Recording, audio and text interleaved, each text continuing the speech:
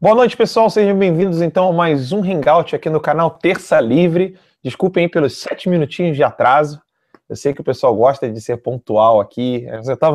Eu tava terminando de ajeitar algumas configurações aqui, porque realmente fica ruim quando a pessoa fica falando e fica captando no meu fone, então eu resolvi colocar um fonezinho de ouvido aqui para auxiliar aí na qualidade da imagem e do som, que é importante. Bem, essa noite eu estou com um grande amigo, um homem que me abriu os olhos aos estudos de Tomás de Aquino, quando eu ainda era seminarista. Isso ocorreu no ano de 2008, 2009, por aí. Não, acho que foi 2008 ainda. E eu estava procurando textos sobre Royo Marim, Garrigou Lagrange, e de repente encontrei dois pilares aí da filosofia tomista no Brasil, que eram Sidney de Silveira e, quem está aqui comigo hoje, o grande professor Carlos Ancedê Noguet. Boa noite, professor, tudo bom? Boa noite, tudo bem? Uma alegria tê-lo aqui conosco. De novo, né? Sim, sim. Lembrar o pessoal aqui, antes de iniciarmos o nosso tema. Ah, tá lá.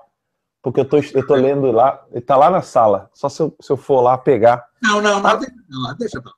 mas depois eu pego lá, Suma Gramatical, É, a Suma Gramatical da Língua Portuguesa, que foi um livro que o professor terminou ano passado, professor?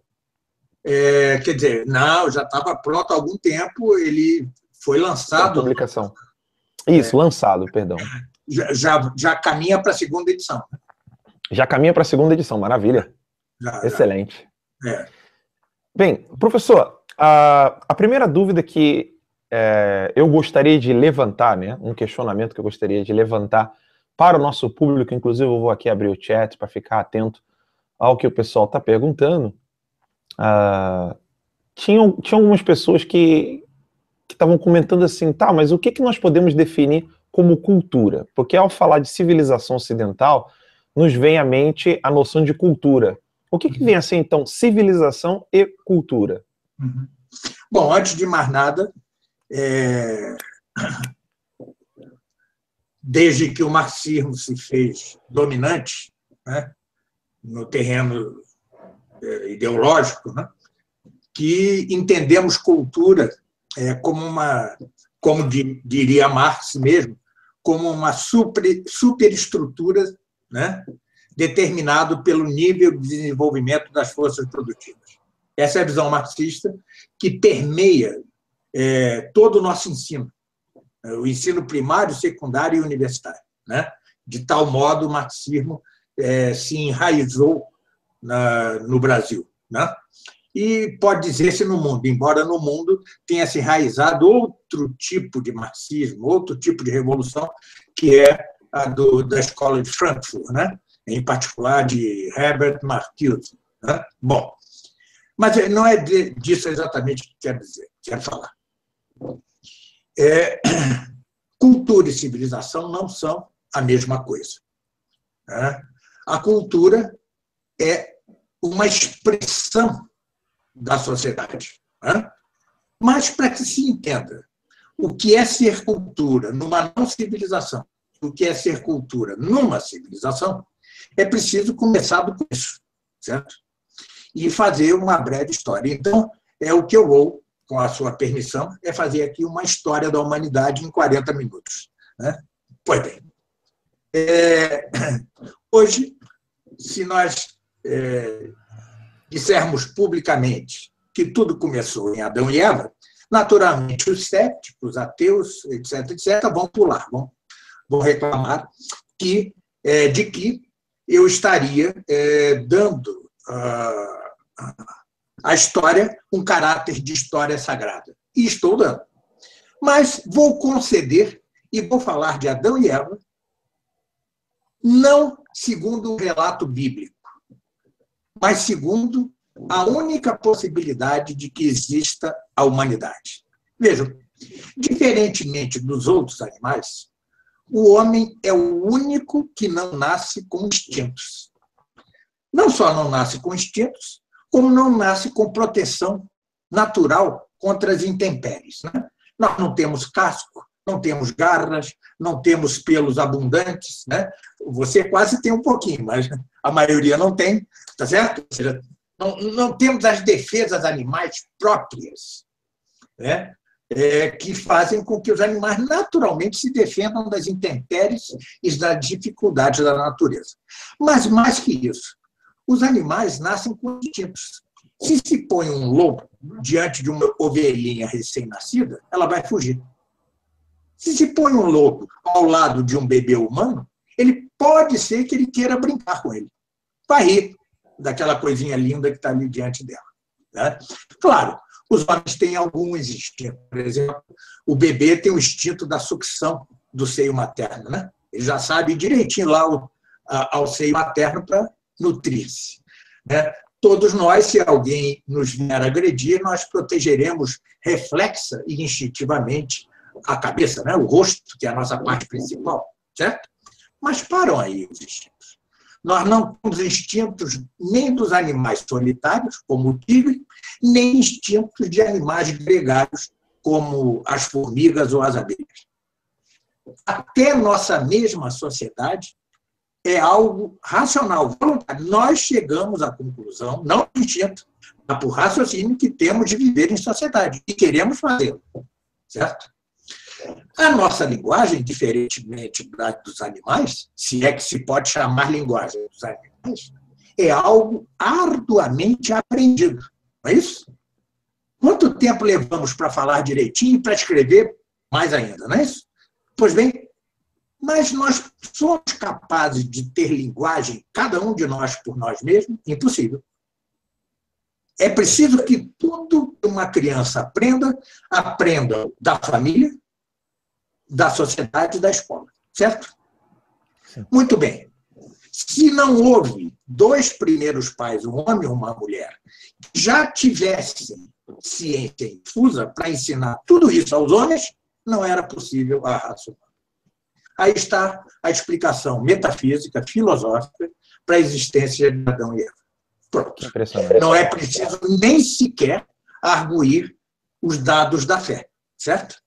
Já metafisicamente é impossível que a humanidade existisse sem dois primeiros pais que tivessem ciência infusa. Está certo? Pois bem, obviamente, se eles tinham ciência infusa, eles não eram aqueles broncos que estavam lá nas cavernas, puxando a mulher, arrastando a mulher pelo chão, puxando pelos cabelos, com um pau na mão, batendo, não sei o quê. Bom, não era isso. Logo, isto que nós vemos, que seria a pré-história humana, é uma decadência. É uma decadência. Como quer como quer que isso se tenha dado, é uma decadência. Pois bem, partamos, então, da decadência. Né?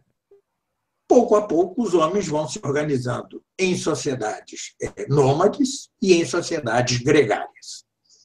As gregárias é que são as sociedades tendentes a tornar-se civilização, certo? O que não quer dizer que seja. Uma tribo indígena é uma sociedade sem ser uma civilização. Já explicarei por quê. Né? Pois bem, mas dentro dessa decadência que eu chamo a noite da inteligência, os homens até desaprenderam de pensar corretamente. Correto? Ora, para que haja uma civilização, é preciso que ela seja, primeiro, perfeitamente resultante de um raciocínio da razão.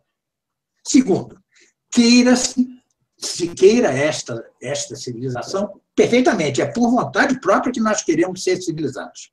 Nós não somos animais instintivos, nós somos animais com razão e com vontade.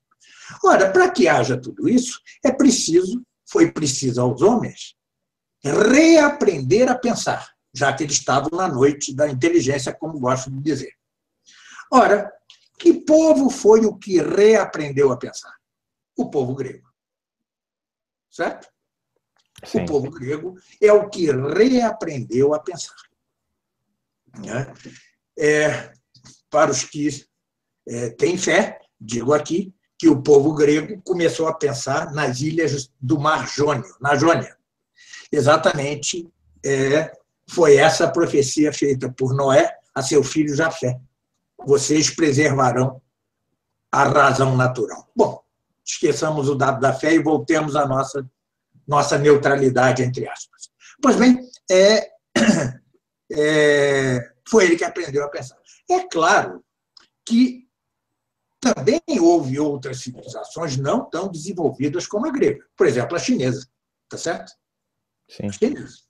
Mas lembremos-nos que a chinesa, além de ter tido um teólogo chamado Lao Tse, com 1000 defeitos, mas um teólogo, tá? O padre Leonel Franca atribui-lhe a crença num Deus, no monoteísmo, né? Tá certo?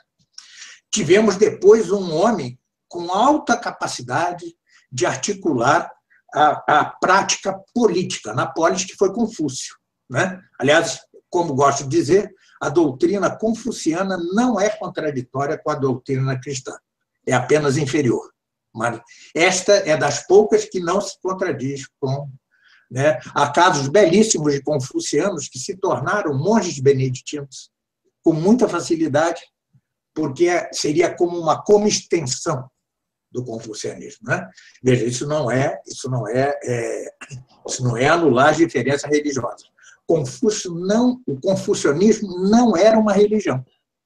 O confucionismo era um sistema ético-político, tá? Completamente diferente, baseado na razão natural. Então, assim, outras civilizações não se podem dizer propriamente tais. Por exemplo, os mongóis, né? Não era exatamente uma civilização, tanto que ruíram logo, né? Não deixaram marcas indeléveis na história humana. Mas nós temos, então, 2 polos para sair desta noite que foi a decadência em que entrou a humanidade. 2 grandes polos. Por um lado, o polo do povo judeu, o povo eleito, certo?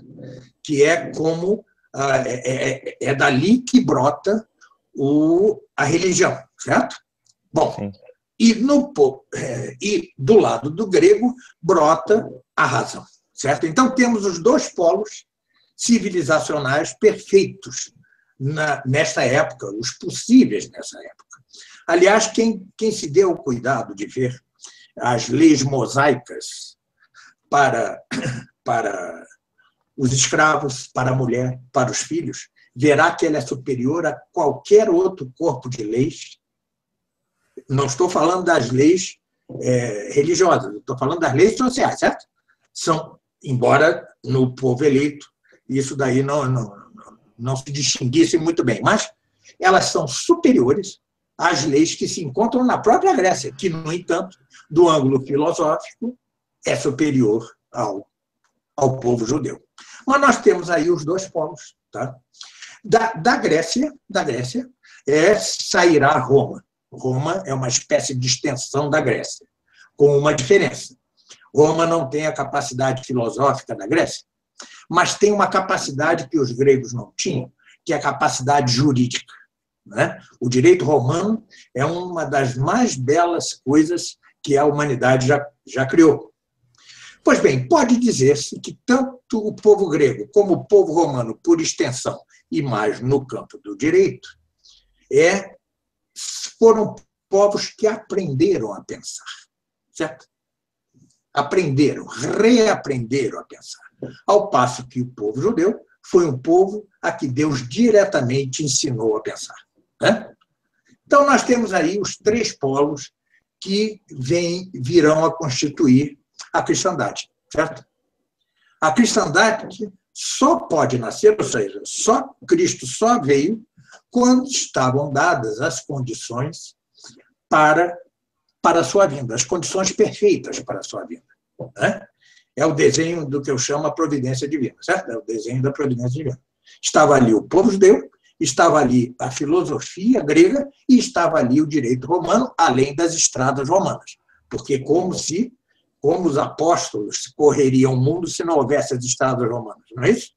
Estava ali, como São Paulo e São Pedro chegariam a Roma sem as estradas romanas. Impossível, né?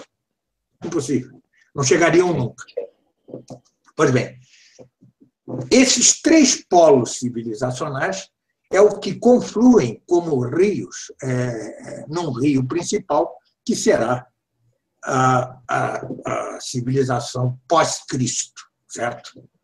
Essa civilização pós-Cristo Veja, Roma era uma civilização muitíssimo interessante no início. Uma civilização viril, guerreira, né? E que, no entanto, depois de Cristo, começa a entrar em decadência. Aí nós temos excrescências como Nero, né? Como Calígula, né? São excrescências humanas, já na decadência do Império. Pois bem, mas essa decadência do Império, como por outro desenho da Providência, se dá no mesmo momento em que o sangue dos mártires cristãos começa a regar o solo do Império Romano. E se multiplicam na mesma medida em que há martírios de romanos cristãos, que iam para a morte porque se negavam a acender incenso aos ídolos ou falsos deuses. Na mesma medida em que aumentava isso, começava a decadência do Império Romano e a ampla conversão das populações do Império Romano ao cristianismo. Certo? Sim. Ora, isso vai desembocar em quê? Em Constantino. Não? Constantino foi o primeiro rei romano que tirou da ilegalidade o cristianismo, né? Tirou da ilegalidade, deu-lhe liberdade, e os próximos reis chegarão a fazer do cristianismo uma religião oficial do Estado. Bom, mas o Império Romano, não sei se estou sendo muito rápido, não vou estar bem. Não, tá bom. O Império Romano tinha defeitos intrínsecos, né? insanáveis, né? Primeiro, a pressão na fronteira dos bárbaros, né? Os bárbaros foram entrando muito lentamente, mas firmemente nas fronteiras do próprio Império Romano. Coisa que hoje foram entrando. Muito bem. Foram entrando, fazendo pressão, e o Império Romano era talmente centralizado e tal que a sua ruína era como uma tragédia anunciada, certo?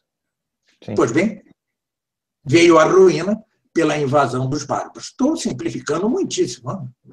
Sim, não se preocupe. Para falar. Bom, veio a ruína e os cristãos do mundo inteiro acharam que era o fim do mundo, que era o fim do milênio anunciado no Apocalipse. Interpretação errada. Mas uma voz genial, discordante, isolada, à beira da morte, quando estava morrendo, falo de Santo Agostinho, quando Santo Agostinho estava morrendo na África, na sua diocese, estavam os bárbaros batendo as portas dessa mesma África. Né? E ele foi o único a dizer: não lamentemos a queda do Império Romano, passemos a converter os bárbaros. E, com efeito, em sua inteligência aguda e presciente, viu Santo Agostinho que aqueles povos bárbaros queriam converter-se. Em que sentido? As religiões desses povos bárbaros estavam arruinadas. Era uma série de crenças desconexas, falsas, que já não satisfaziam ao anseio deles de uma espiritualidade verdadeira. E foi assim que se construiu a chamada cristandade. Né? Logo após a queda do Império Romano, seguem-se alguns séculos realmente de trevas, né? Onde a cultura romana e grega e judaica, né? Que confluíam para o cristianismo, afundam-se, mas num trabalho persistente, paulatino, de evangelização, foram se evangelizando os bárbaros. Né? Até que surge o Império Carolíngio. O que é o Império Carolíngio? O que era Carlos Magno? Carlos Magno não era senão um bárbaro convertido. Né? Mas todos esses bárbaros convertidos ainda tinham muitos defeitos. O próprio Carlos Magno teve 3 mulheres, né? Tinha aspectos morais obscuros, mas, no seu impulso, em geral, esses bárbaros eram assim: eles levavam uma vida horrorosa e se penitenciavam no final da vida para morrer bem. Em geral, era assim. Tá? E os bárbaros trouxeram... mas é verdade, né? E os bárbaros trouxeram muitas coisas ruins consigo, e mesmo quando já estavam cristianizados, ainda perseveravam em suas barbaridades. Por exemplo, o ordalho. O que é o ordalho? O ordalho era o seguinte: eu acuso o Alan de ter roubado algo meu. O Alan diz: não, eu não roubei. Então, os juízes bárbaros, o que faziam? Pegavam Ala, jogavam dentro da fogueira. Se ele fosse inocente, Deus tiraria de lá, né? Ou seja, é um costume bárbaro. Outro que é bárbaro, todos já vimos em filmes da Idade Média, né? Os chamados torneios, em que dois cavaleiros disputavam, né? Ali, justas ou torneios. Em geral, o motivo dessas justas e torneios era para conquistar a mulher do outro, ou seja, era uma brincadeira nada inocente, né? E sempre a igreja combateu e tal. Então, a igreja convertia os bárbaros, mas, ao mesmo tempo, tinha de lutar contra as suas tradições bárbaras. Mas isso veio vindo.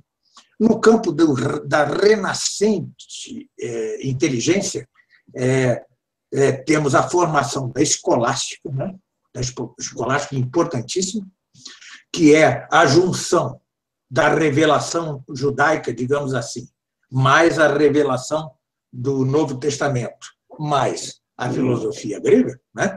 Vai dar a escolástica, cujo ápice será Santo Tomás de Aquino, né? Pois bem, digo Santo Tomás de Aquino porque estamos onde? No século XIII. Este século é como o ápice da humanidade. É o ápice. É o ápice. Nós temos ali as catedrais góticas. Ali, as universidades, que são coisa da cristandade, né? Universidade quer dizer universalidade, tem o mesmo sentido que católico, que quer dizer universal. As universidades estão no auge. Colônia, Oxford, Paris, né? São universidades pujantes. E no mesmo ano em que dava aula Santo Tomás, dava aula Santo Alberto Magno, São Boaventura, ou seja, uma série de iluminados ali brigando entre si, porque o debate era livre, excetuada a heresia, né? O debate era livre, e isso fazia crescer a cultura. Agora temos o que é cultura. O que é cultura?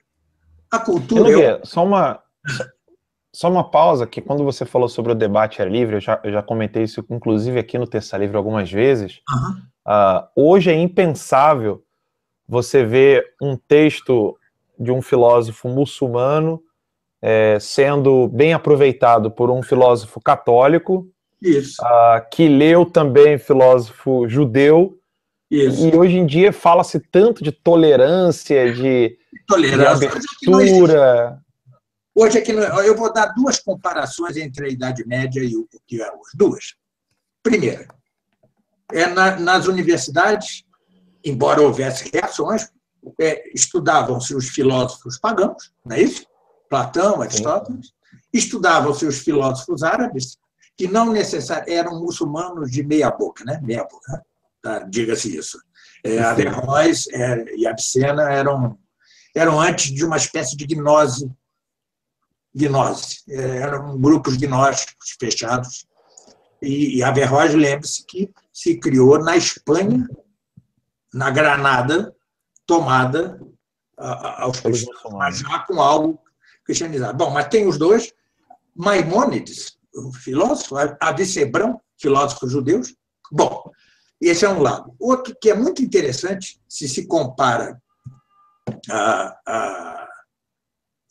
a Idade Média hoje, é o aspecto econômico. Qualquer marxistazinho de algibeira que te dê aula vai dizer que o regime feudal era horroroso. Não é isso? Sim. O servo da gleba, né? Pagava muito para o seu senhor, né? Sabe quanto pagava o servo da gleba para o seu senhor? 10% de sua produção. Hoje o Estado nos tira 45% em impostos. Sim. Então, isso inclusive vai tirar quanto? Sei lá, tudo, né? Inclusive, o grande professor de economia, Adolfo Saxida, ele teve um programa aqui no Terça Livre chamado Economia e Liberdade, e ele falava muito sobre isso, né? Como nós precisamos olhar para o período feudal com um olhar científico, né? E não um olhar apaixonado de quem ficou lendo aí livros de doutrinadores marxistas. Né? E olha só, a escravidão era um instituto multimilenar, desde que a humanidade decaiu, a escravidão se deu. Aristóteles chegava a dizer que alguns nascem escravos. Olha que absurdo, o grande Aristóteles, eu sou um aristotélico. E, no entanto, ele dizia esse absurdo. Né? Quem libertou os escravos? Se não a cristandade. Sim. Não houve escravo. A escravidão só volta a haver quando o espírito cristão começa a decair, ou seja, século XVI. Aí volta. Mas, como eu mostro repetidamente, foram 7 papas condenando a escravidão, a partir do século XVI. E a princesa Isabel, quando libertou os escravos, disseram-lhe: a senhora perdeu a coroa porque libertou os escravos e, com isso, deu força ao capital inglês. Ela respondeu: eu perderia 3 coroas para obedecer ao Papa. Tá certo? Que maravilha. Bom, mas voltemos. Já que eu falei, haveria muitas outras coisas que falar. Por exemplo, foi na Idade Média que se inventaram os hospitais.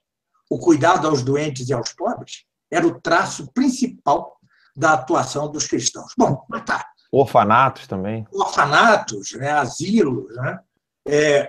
E no século XVI, São Camilo de Leles fundou... Alô? Não, eu estou aqui, pode deixar. Fundou uma ordem que visava atender aos doentes, pegar os leprosos, os doentes no meio da rua e tal. 220 dos seus fundadores dessa ordem morreram infectados pelas doenças daqueles que tratavam ao lado deles em seus hospitais. Como disse um protestante, não foi um católico, disse: estes homens depois foram substituídos por enfermeiras pagas que reclamam o tempo inteiro de seu salário. Esses homens trabalhavam de graça. Tá certo? Pois, este declínio do império, do espírito cristão, que vai trazer a cultura, que é o conjunto de manifestações como filosofia, como música, como artes, não é isso? Como direito, né? É que vai trazer para dentro do mundo semi-cristão de então, né? Vai trazer, de novo, o sexismo pagão, tá certo? Vai trazer, de novo, a falta de cuidado com os doentes, com os filhos. Foi o cristianismo o primeiro a fazer com que as crianças nascidas aleijadas tivessem direito à vida, porque ainda Aristóteles dizia que as crianças aleijadas deviam ser expostas à intempérie. Inclusive, o aborto era muito praticado em Roma, na Grécia. Aristóteles, o meu querido Aristóteles, ensinava a abortar. Ensinava a abortar. A mulher, onde antes do cristianismo haveria rainhas? E quantas rainhas houve na cristandade? Sim. Uma multidão incalculável, entre as quais algumas são santíssimas. Né? Tá certo? O professor Ricardo da Costa, né, um grande historiador, ele inclusive explica como que surgiu a peça da rainha no xadrez, que foi um jogo que foi trazido do Oriente para o Ocidente. Isso. E que tornou-se uma peça feminina, e não era uma peça feminina originalmente, exatamente como que a mulher era valorizada no que não é chamada Idade Média. Né? Mas houve rainhas que morreram contagiadas pelos doentes que elas tratavam pessoalmente. Eu tenho tudo isso em meu blog, está tudo escrito. A princesa, a rainha Isabel, a católica, tão difamada, né? Como seu marido era um pouquinho aventureiro, digamos assim, e tinha filhos, e todos os cortesãos lá tinham filhos bastardos, né? Que fazia ela, adotava todos, incluindo os do marido, né? E perguntaram-lhe um dia: mas por que a senhora faz isso? Quer que eles vão para o inferno? Era rainha, mulher e santa, coisa que jamais voltará a ver, né? Jamais voltará a ver. Então, o declínio civilizacional, hoje, se você vir o estado em que está, por exemplo, a Espanha, se entenderá o que quero dizer com declínio cultural. Sim. É um sexismo desenfreado, a sociedade começou a deixar de pensar com a cabeça para pensar com as partes baixas, né? Hoje só se pensa em sexo, né? É uma sociedade sensualizada. Mas isso interessa aos donos do poder atual. Por que interessa? Porque se você deixa... Os tiranos romanos davam panis et circenses ao povo, davam pão e circo, davam sangue dos gladiadores, não é isso? E o povo ávido de sexo, de sangue, ia lá e aturava a tirania. Pois é, a mesma coisa que é hoje. A tirania do mundo hoje se sustenta em parte porque se dá à multidão drogas e sexo. É isso. É isso que existe no mundo, né? Droga, sexo e uma constante e tenaz ataque a esta que foi a verdadeira, o ápice da civilização humana, que foi a cristandade. Foi o ápice. Se me perguntar, Alan, mas o senhor a julga perfeita? Claro que não. Perfeição nesta terra, meu amigo, né? Sim, sim. Todo mundo que busca perfeição nesta terra é revolucionário.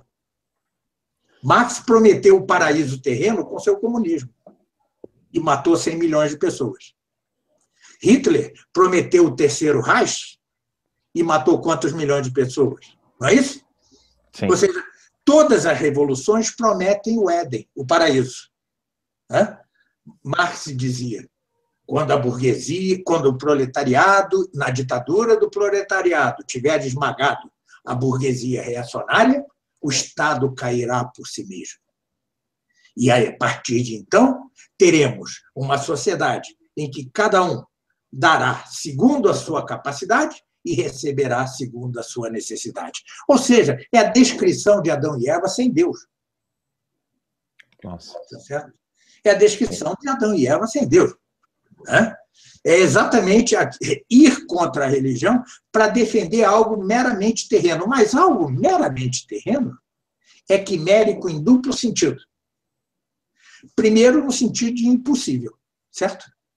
Sim. O comunismo de Marx é impossível. Imagina, se um Estado, depois de matar 50 milhões, vai se autodissolver por si mesmo. Então, onde já se viu uma coisa dessa? E o segundo sentido de quimérico é de monstruoso. A quimera era um monstro da mitologia grega. Então, nós temos uma dupla monstruosidade em todos os sistemas, todos que prometem a perfeição na Terra. A perfeição na Terra não existe. Nunca o cristianismo propôs um sistema de governo de não sei o quê. Ele tentava evangelizar aquele que havia para melhorá-lo. Em vez de levantar os escravos em revolução contra os senhores de escravos, que daria num banho de sangue, que fez? Pouco a pouco converteu os senhores de escravos e os escravos, de modo que a convivência na própria igreja fez com que a escravidão ruísse pouco a pouco. A igreja é de per si reformista. Ela não é revolucionária, certo? Então, hoje nós temos o seguinte quadro nefasto. Uma civilização acabada do ponto de vista, uma cultura, perdão, acabada do ponto de vista das ideias, do ponto de vista das leis. Por exemplo, o Brasil tem uma legislação penal que é suicida, certo? Os piores bandidos ficam 6 anos, com algumas atenuantes, chegam a 4 lá dentro. É uma sociedade que não se sabe defender, certo? Bom, ele não se sabe defender. É a maior ruína disso, né? Isso é uma contrafação, uma falsificação da verdadeira caridade. Não é isso? Pois bem, no campo da arte, a nossa arte acabou. Ela ainda durou com certa pujança até o século XIX. Por quê? A arte é belo, a arte trabalha com o belo. O belo e o bem são duas faces da mesma coisa.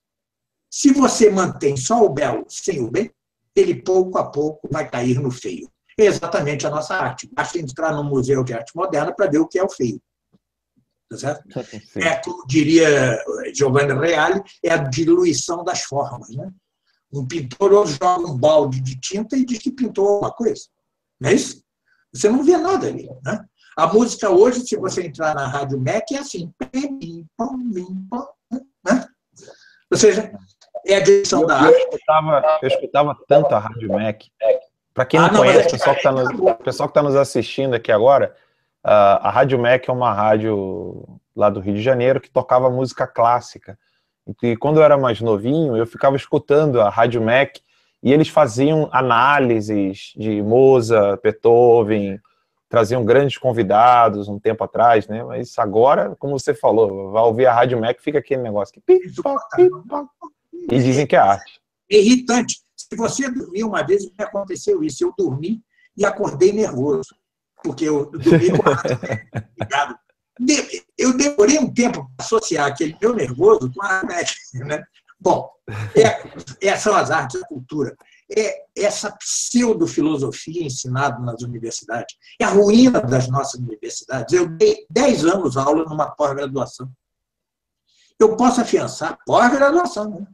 Eu posso afiançar que não só os alunos, mas os professores são uma ruína.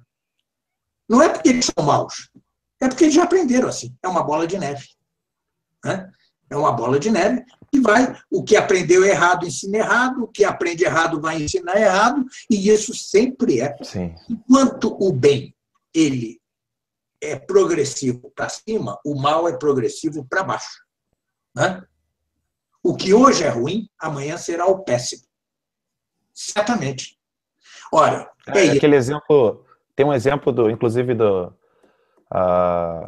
o padre Paulo Ricardo uma vez deu, né? As prostitutas do século, não do século, mas as prostitutas da década de 30 e 40, elas se vestiam mais modestamente que as jovens de hoje. Aliás, veja a prudência, a sabedoria dos maiores pensadores cristãos. Tanto Santo Agostinho como Santo Tomás, que são os dois luminares, né? Ambos diziam que não se deveria proibir a prostituição. Porque se proibisse a prostituição, teríamos um monte de tarado na rua atacando as nossas moças boas. Tá certo? Veja, isso é a sabedoria. Mas é verdade. Isso alguns cristãos de ouvidos meio impolutos reagem. Mas como? Não, mas é assim. Né? Nós estamos na Terra, nós não estamos no céu. Nós devemos fazer na Terra tolerar males menores em prol de bens maiores. Só no céu não haverá males de nenhum tipo, nem maior nem menor. Lá só haverá bem, certo? Ora, então, dentro de sua sabedoria, a igreja várias vezes fechava os olhos para certas coisas e deixava. Eram válvulas de escape. Mas qual é o problema da história? Que essas coisas que eram válvulas de escape passam a ocupar o lugar da igreja. Hoje, o prostíbulo ocupa o lugar que a igreja ocupou um dia. Não é isso? Ou seja, nós temos hoje uma sociedade decadente, uma sociedade que pensa com as partes baixas, entre aspas, né? Pensar. O intelecto está arruinado, a vontade está deformada, porque quando você quer, com a sua vontade, o que é baixo e despreza o que é elevado, essa vontade é uma vontade perdida. Não é isso? Antes de Cristo, povos como o grego, etc., tentavam, eles tinham uma aspiração a algo superior.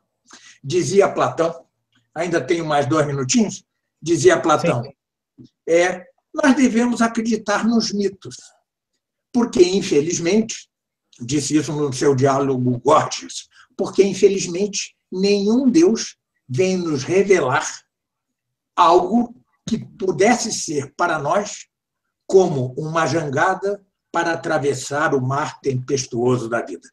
Veja, ele como que ansiava uma revelação. Isso é Platão, né? Sim. Aristóteles chegava a dizer no fim da sua ética: devemos não só em nossa vida contemplar a Deus, mas devemos imitá-lo. Veja, são povos pagãos. Veja o sistema de Confúcio na China, magnífico, né? Cheio de qualidades. Na China, lá naquele canto de mundo, entendeu? Bom, o que nós temos hoje? O oposto de Aristóteles, o oposto de Platão, o oposto de Confúcio, né? Isso para não falar o oposto do cristianismo. Tá? Ou seja, mesmo no âmbito do paganismo, o que nós temos...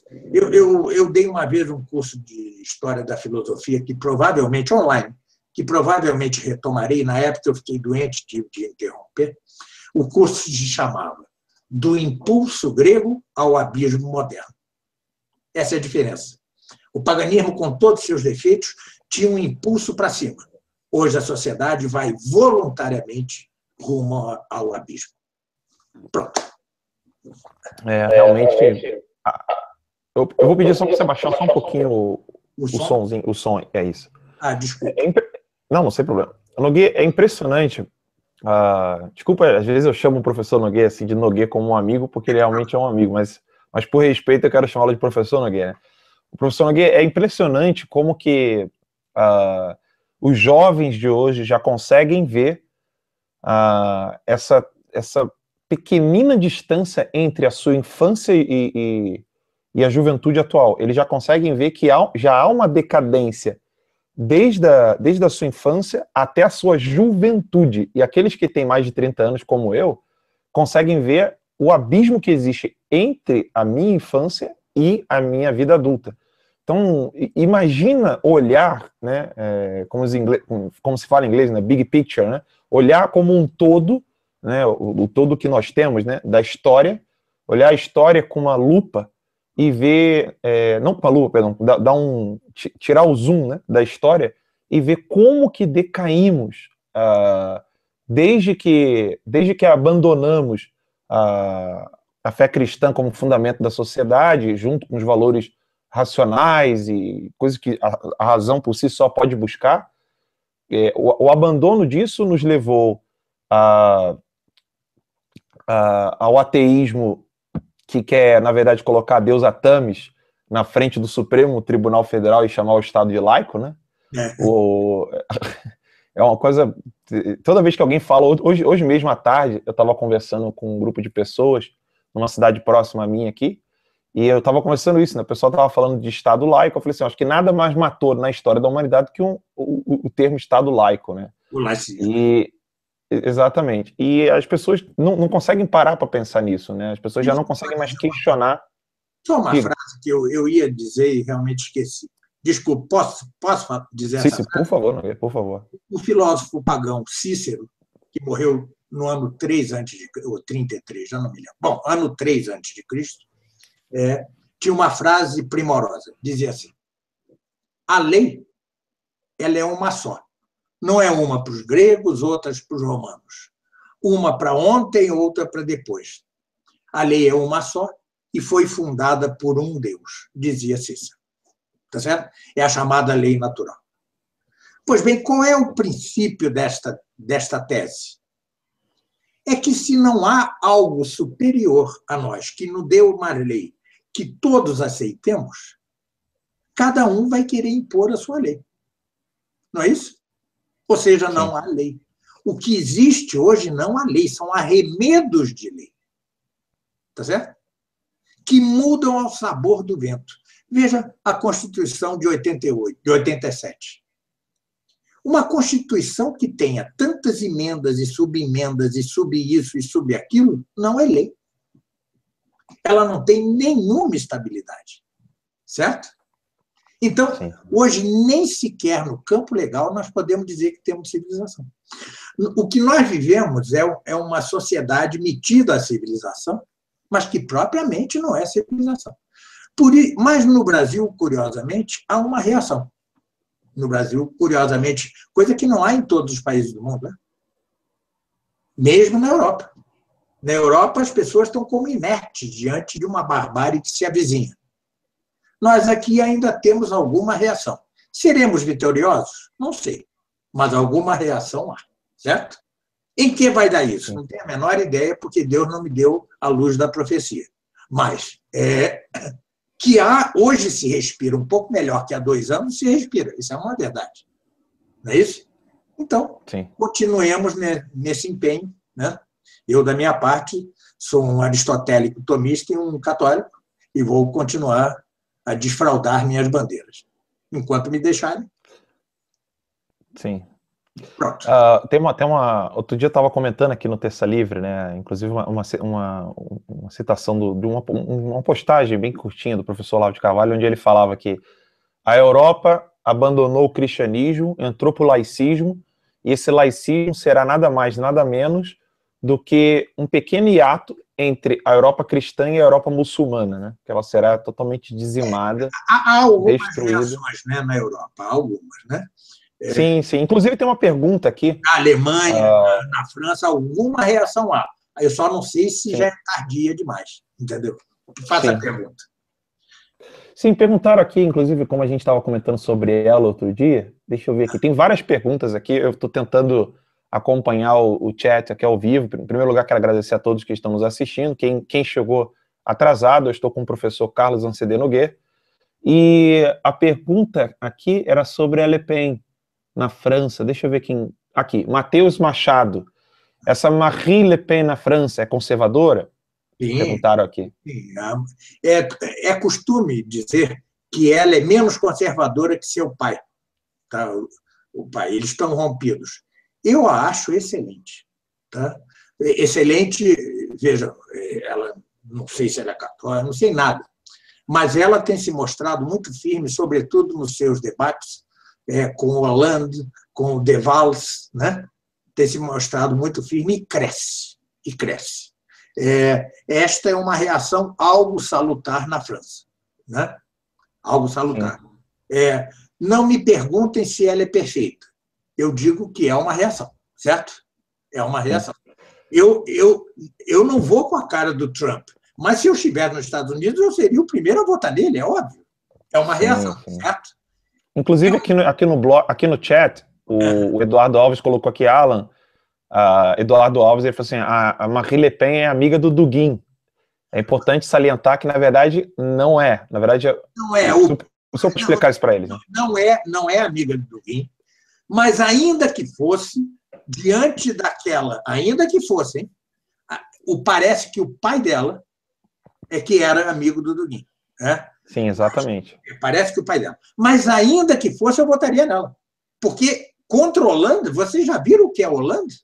Hollande tem a seguinte afirmação: a França não será feliz enquanto não destruirmos a Igreja Católica.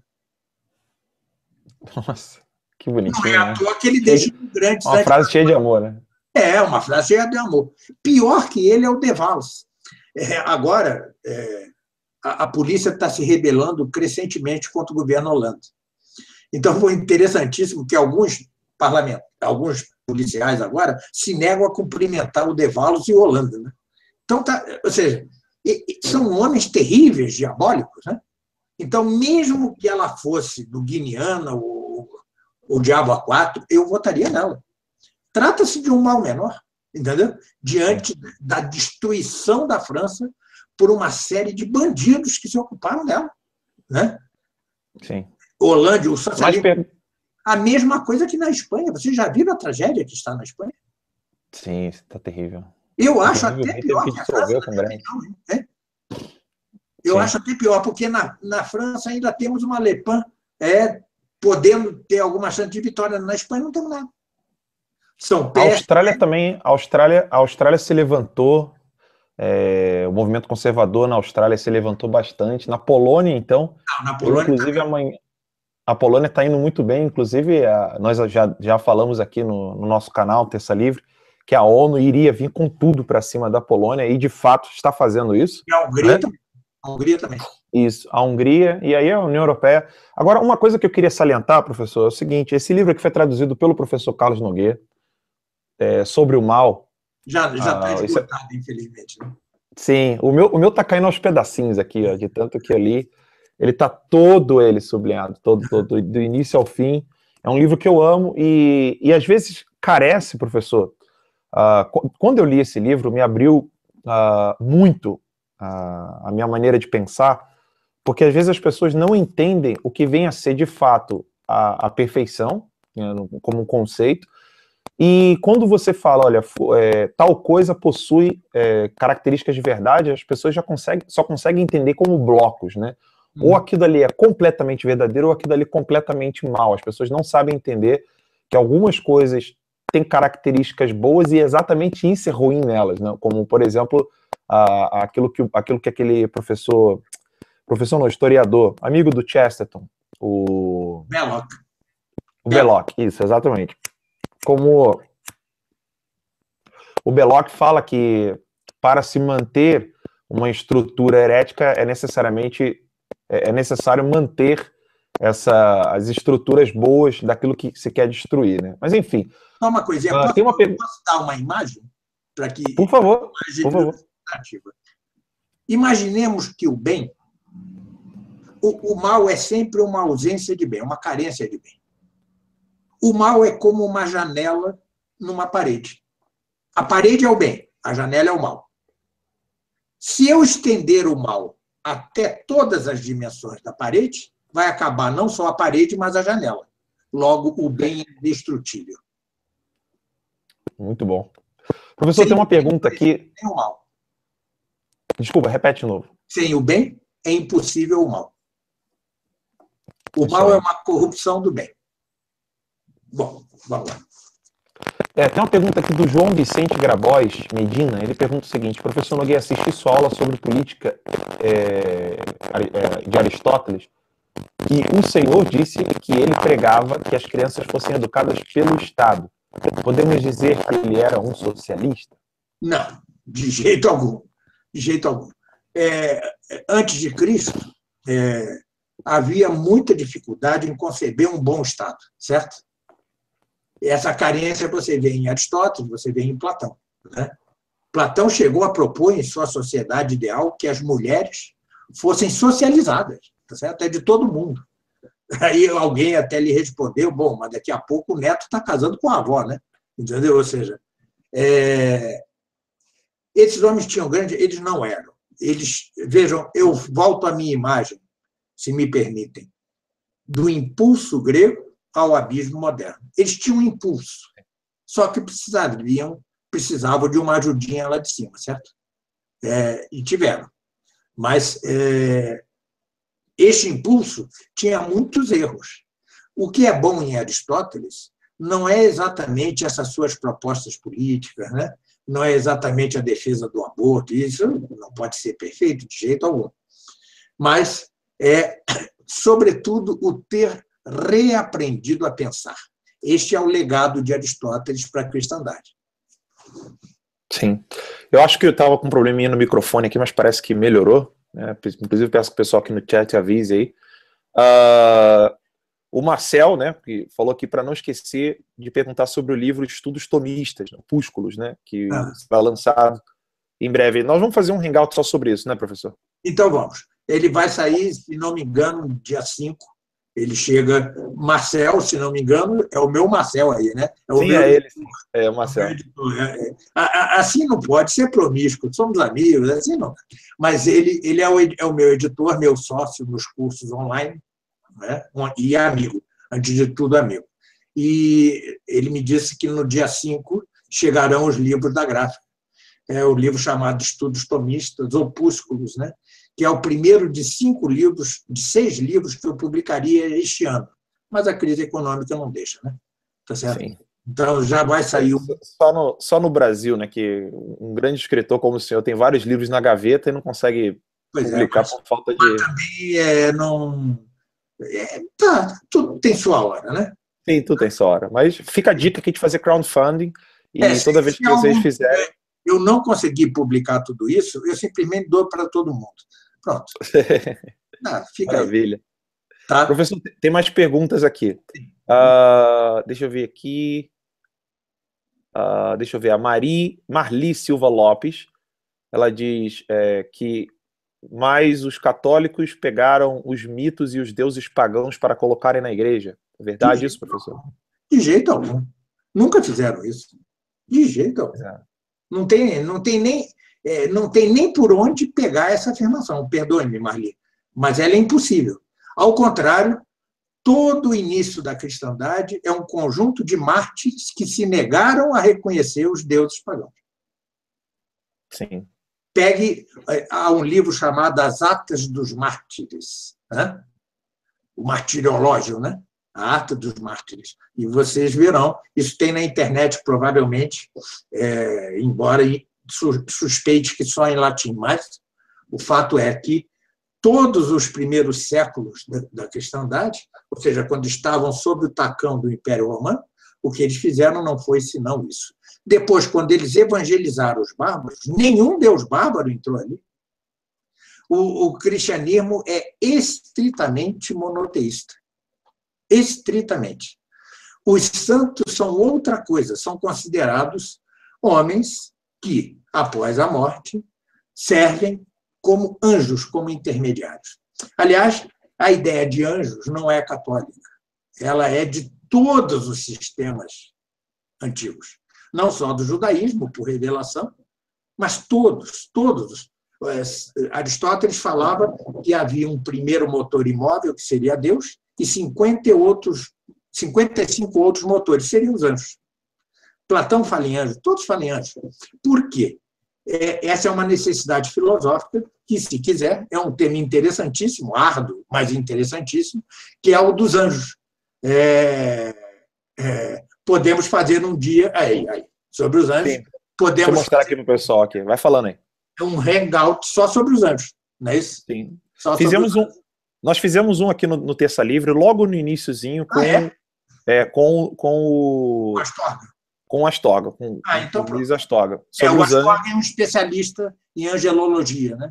Sim, falamos da necessidade metafísica de haver um ente que não que também é puro espírito, não é matéria, mas também não é ato puro, né?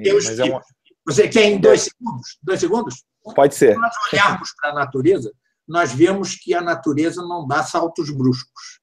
Você tem o reino do inorgânico, certo? Depois você tem o reino vegetal, depois o reino animal, sempre numa escalinha. Pato, marreco, ganso, cisne. Veja a escala da beleza. Mas tudo vai crescendo, até chegarmos aos animais superiores. Chegamos ao homem. O homem é a fronteira do espiritual e do corpóreo, certo?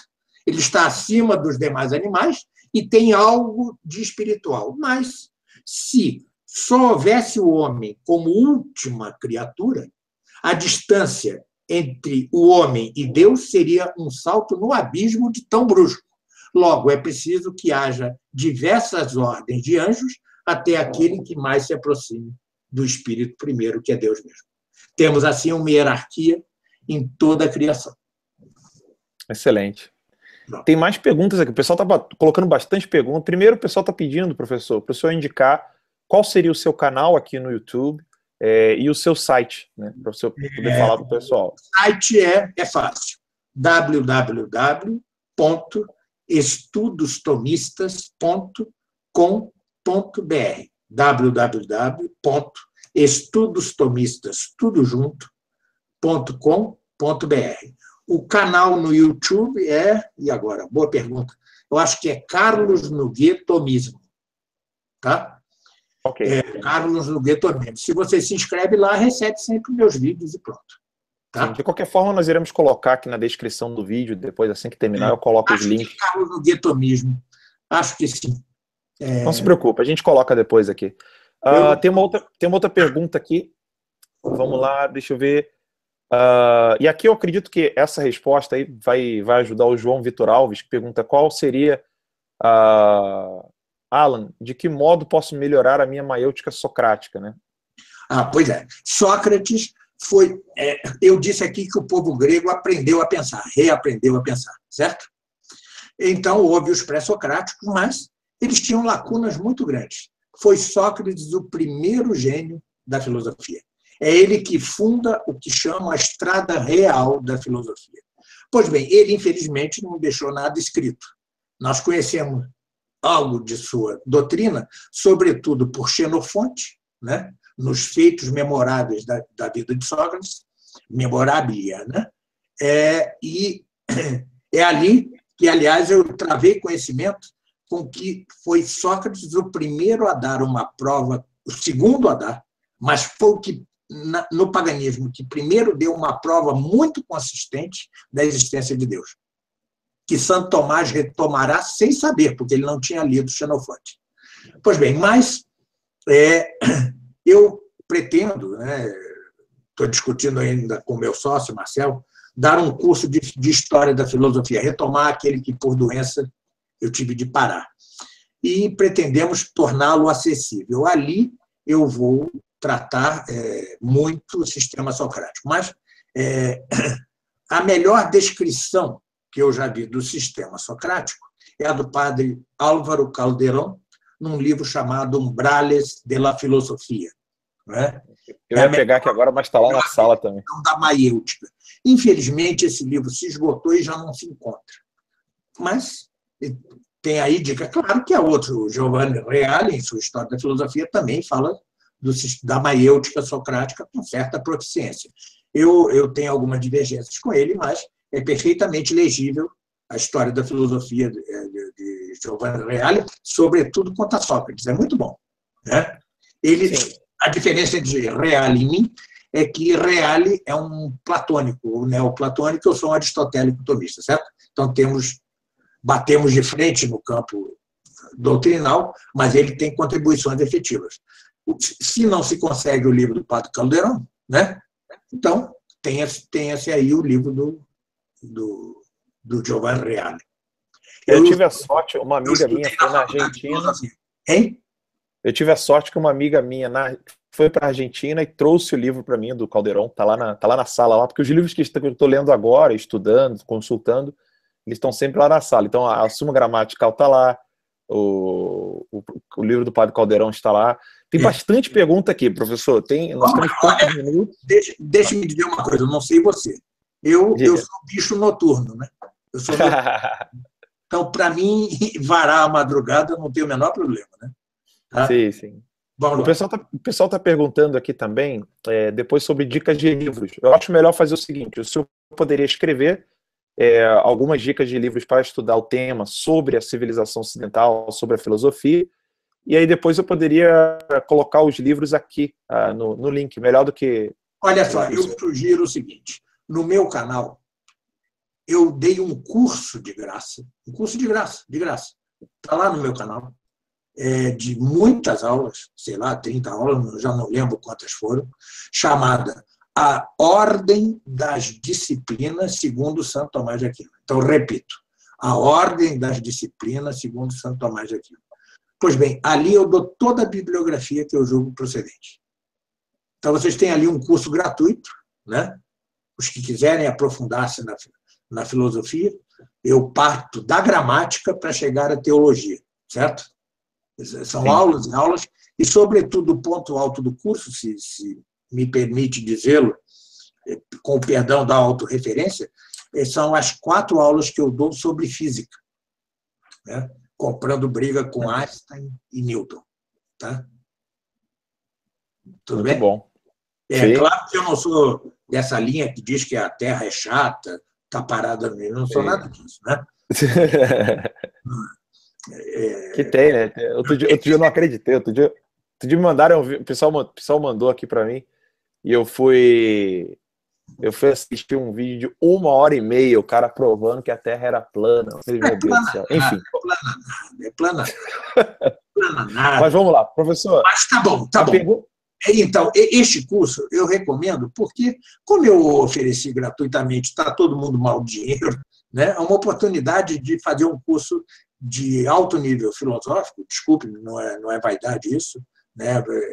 Se é de alto nível não é por mim, é por Aristóteles e por Santo Tomás, mas de graça. Então, eu recomendo que... Alô? Eu perdi o professor aqui agora por um minutinho. Daqui a pouco ele deve retornar ali. Vamos ver se... Não sei se é só para mim aqui. Acredito que ele perdeu o sinal lá na casa dele. Enquanto isso, eu peço que vocês continuem botando mensagens aqui no chat acerca do tema, né? Sobre a civilização ocidental. E realmente eu acho que eu perdi o professor. Infelizmente. Pessoal. Ele não voltou ainda.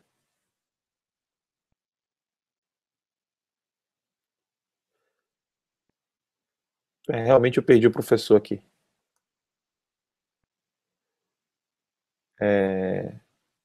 Se me permitem, aqui eu vou tentar dar uma ligadinha aqui para ele, pessoal, só porque eu não quero, porque tem 2 perguntas aqui que são bem, tá pipocando aqui no chat, que é com relação ao Papa. E nós queremos fazer, sim, essa pergunta e depois a indicação de quais seriam os livros mais indicados para poder falar sobre os livros mais indicados que traduziram Aristóteles e Tomás de Aquino e Platão. Mas eu quero trazer o professor de volta aqui. Ele tem que responder essas duas perguntinhas aí que o pessoal vai gostar. Professor, o senhor caiu aí?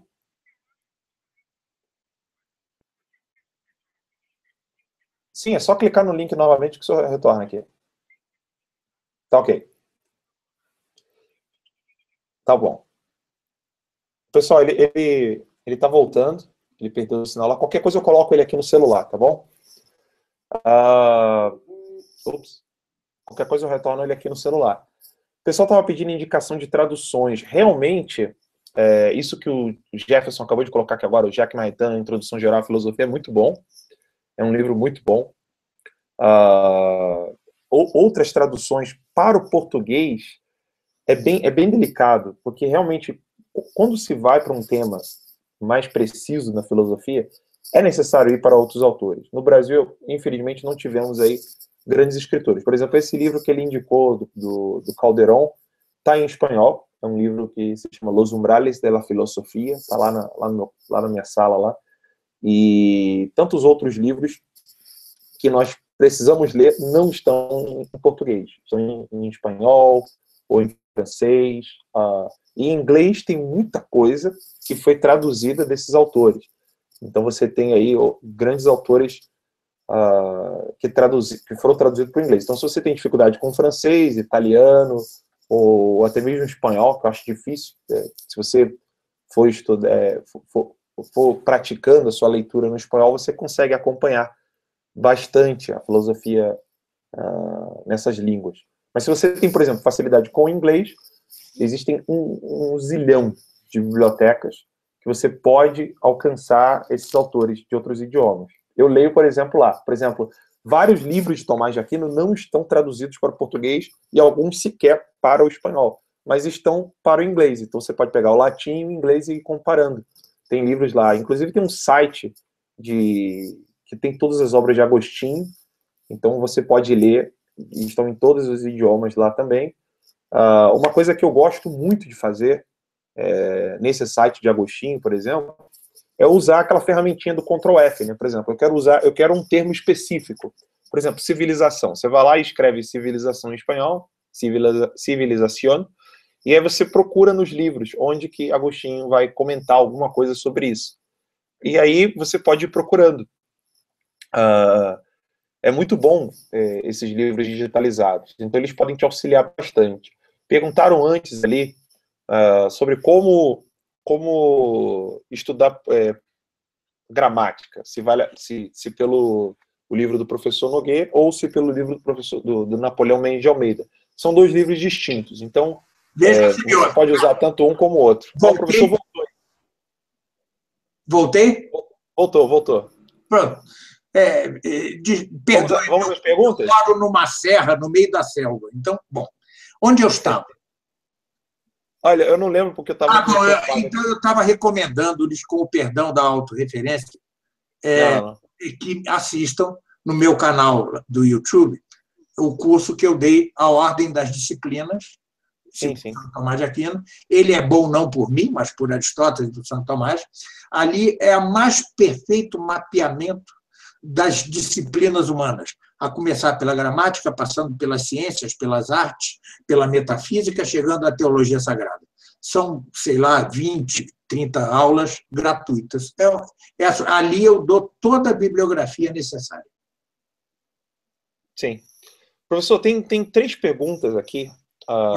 Uma, só que a gente tem um tempinho curtinho, porque se o vídeo fica com mais de 1h30, às vezes o pessoal não assiste. A pergunta do Douglas de Luca é a seguinte. Primeiramente, Alan e ao professor, boa noite, muito obrigado pelo hangout. Poderiam me responder se há alguma forma de conseguirmos uma contra-revolução efetiva ou no caso, diante dessa deteriorização da nossa civilização? Bom, para responder adequadamente a você, Douglas, eu teria de expor todas as minhas teses teológicas sobre o assunto. Mas repito que todas as teses teológicas quanto ao desdobramento da história, por mais fundadas que estejam nos grandes teólogos, etc., estamos sempre no terreno da opinião, do dialético, né? Eu acho que devemos pensar assim: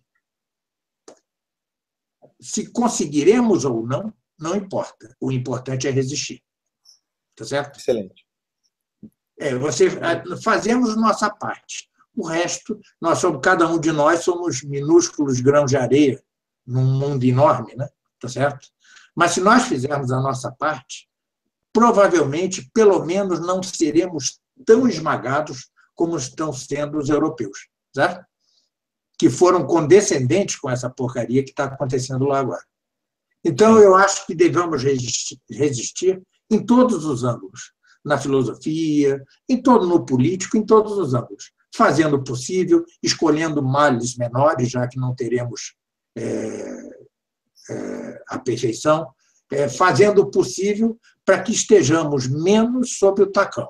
Se disso resultar contra a minha expectativa um novo mundo, melhor. Eu o deixarei para o meu filho. Muito bem. Pessoal, eu estava comentando aqui do site agostinos.it, né? O Alex aqui. Obrigado, Alex, pela participação no chat. Muito bom. Você salvou. Eu estava comentando que, com a dificuldade de tradução, o professor Nogueira é tradutor também, e sabe a dificuldade de termos bons livros em língua portuguesa. Então, o agostinos.it é uma salvação para quem quer ler Agostinho. O site é esse mesmo, agostinos.it. Eu acho que não tem em português, mas tem em espanhol, né? Tem bastante coisa em espanhol. É exatamente isso que eu estava falando pro pessoal, que você pode recorrer tanto ao espanhol como para o inglês, né? Tem um site em inglês que tem quase todas as obras de Tomás de Aquino, inclusive De Veritate. De Veritate inteiro lá.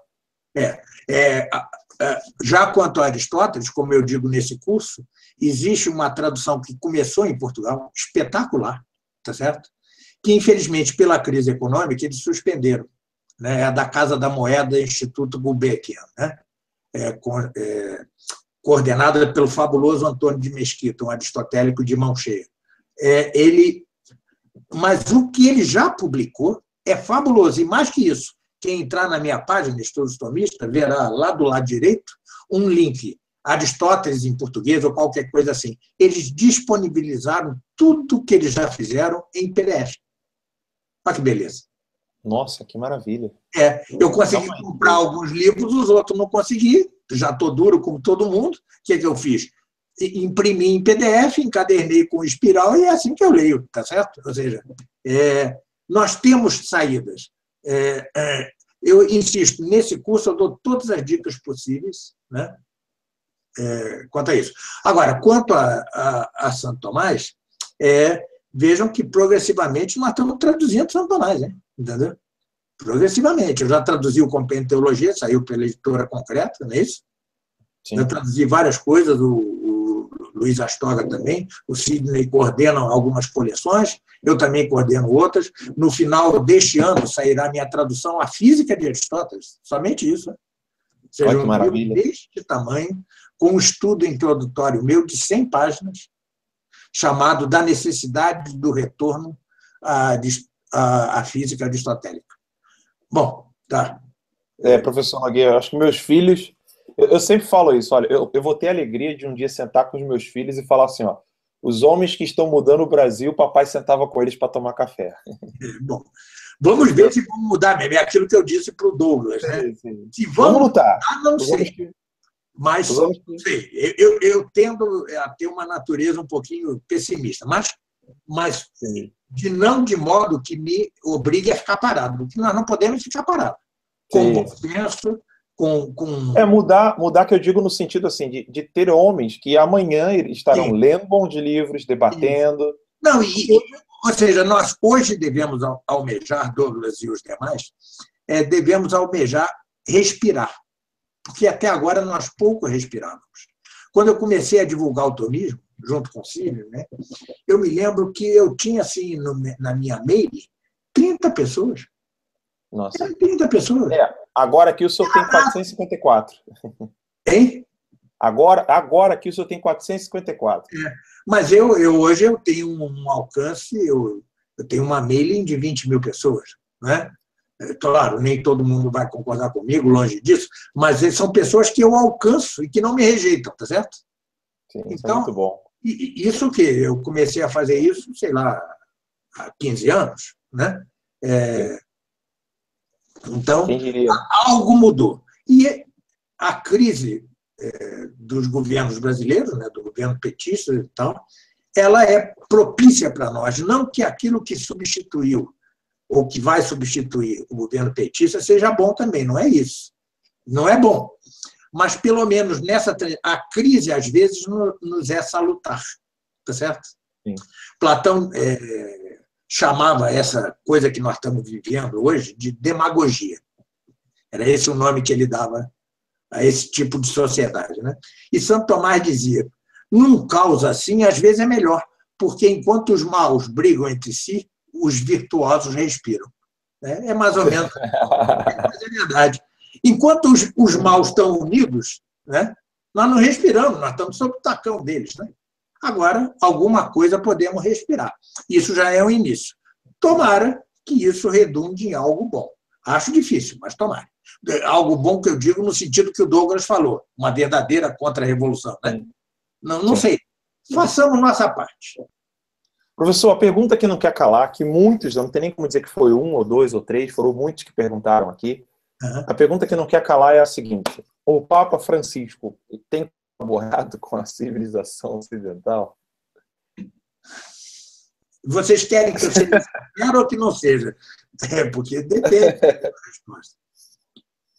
Olha só, eu tenho uma visão extremamente crítica do que eu chamo magistério conciliar e acho que o Papa Francisco, que eu acho que é Papa, eu não sou sede vacantista, é Papa, o Papa Francisco é como a culminação de uma série de erros que já vem há décadas e décadas, certo?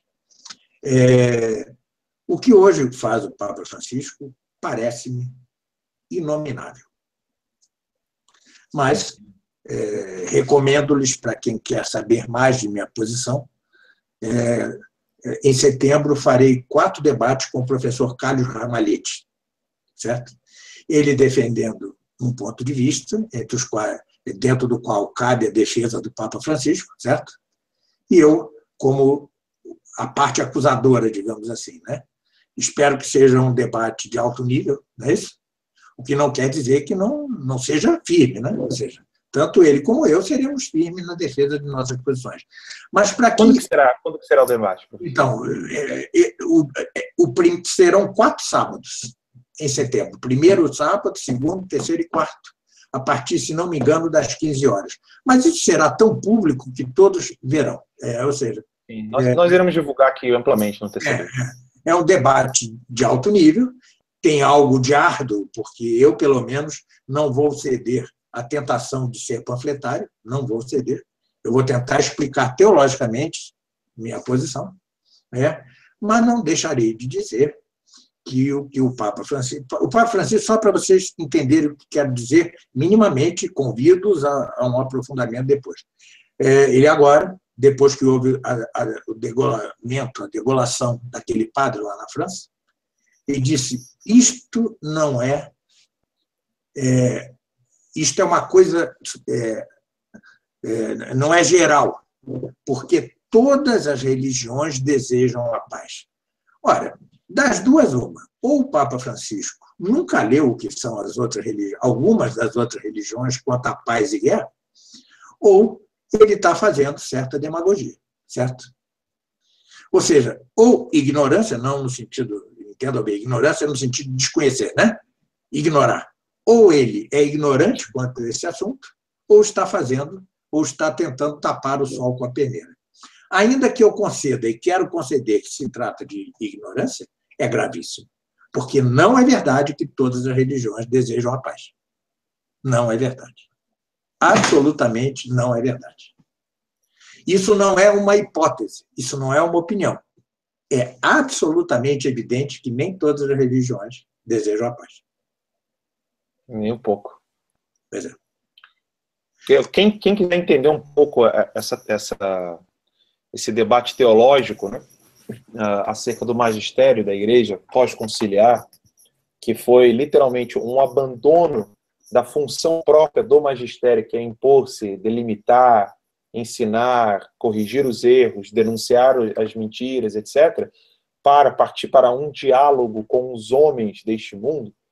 Quem quiser entender um pouco esse debate, tem uma aula do professor Nogueira, que é amplamente conhecida, seja no Glória.tv, seja aqui no YouTube, tem vários lugares esse vídeo. Depois, quem quiser, pode me pedir pessoalmente no Facebook, ou melhor ainda, que é bem mais prático, entrar em contato comigo pelo Telegram, que é @Alan2Santos, tudo junto, lá no Telegram. Vocês podem me mandar mensagem, eu envio o link dessa aula do professor Nogueira, que fala muito acerca daquele livro A Candeia Debaixo do Alqueire, que é um livro excelente, um pouco denso, um pouco complexo para quem não compreende o que vem a ser essas questões disputadas, como que vem a ser colocar os argumentos que você não está defendendo para depois ir refutando um a um, que é como faz este livro. Quem não tem muita habilidade, essa aula vai lhe abrir os olhos muito bem. Então, só uma coisa, eu ainda insisto no convite a esse debate. Serão 4 debates, né? De 2 horas cada um. Ali. Não, o pessoal vai assistir, mas é que tem gente que vai ficar inquieta até setembro, professor. Eu sou um deles. Eu também estou, eu queria que fosse, mas eu estou com. Eu que fui afetado grandemente pela crise econômica, eu estou tendo de trabalhar excessivamente em traduções para tentar sobreviver. Então, por isso, não fui eu que convidei ao debate, foi o José Loredo. Né? O José Loredo desafiou o professor Ramalhete a aceitar um debate comigo, mas eu não desafiei, foi ele que o desafiou. Bom, já que está posto assim, está aceito, tá certo? Isso não foi combinado comigo de jeito algum, eu nem sabia disso. Eu tinha dito, alguns dias antes em meu blog, que não faria nenhum debate público até que eu terminasse de escrever uma série sobre o magistério conciliar, tá certo? Que agora eu suspendi, já que vai haver o debate, mas eu os convido. Eu acho que é algo inédito no Brasil, tá certo? Retoma-se um pouco o modo de disputa ou debate que existia na Idade Média, que é a disputatio, tá certo? Vai retomar-se um pouco isso, e ali estarão 2 polos relativos a um só problema, certo? O problema é um polo vê de uma maneira e o outro de maneira diametralmente oposta. Eu acho que será uma contribuição, seja como for. Eu me comprometo, desde já, a não ser panfletário, a tentar explicar, a usar todos os meus recursos de professor cabíveis, a tentar explicar na linguagem mais fácil possível a minha posição, certo? E mais, reitero desde agora, falo tão somente em nome próprio.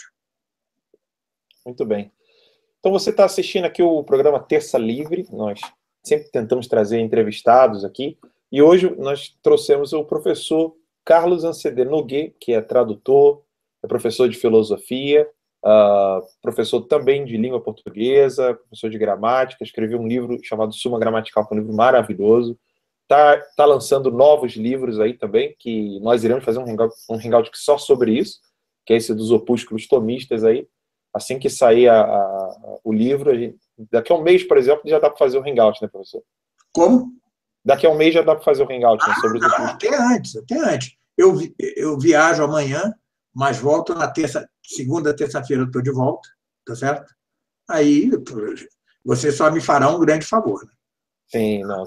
Na verdade, o favor é do senhor de transmitir esse conhecimento para a gente. Pessoal, muito obrigado a todos que nos assistiram. Professor Nogueira, mais uma vez, obrigado mesmo, de coração, por ter nos dado aí esse tempinho aí para poder compartilhar os seus conhecimentos conosco. Muito obrigado. Muito obrigado a todos e a você em particular. Até a próxima. Fica com Deus.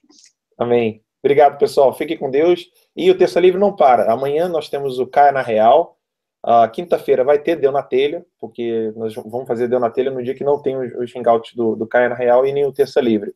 Sexta-feira nós temos o Update Brasil, às 10 horas da manhã, em inglês. Nós estamos quase fechando uma tradução e transcrição de todos os episódios do Update Brasil. É isso mesmo que você acabou de ouvir. Nós iremos conseguir a transcrição e a tradução de todos os episódios do Update Brasil, os que já tiveram e os que ainda haverão de ter. Então, obrigado a todos aqueles que contribuem conosco.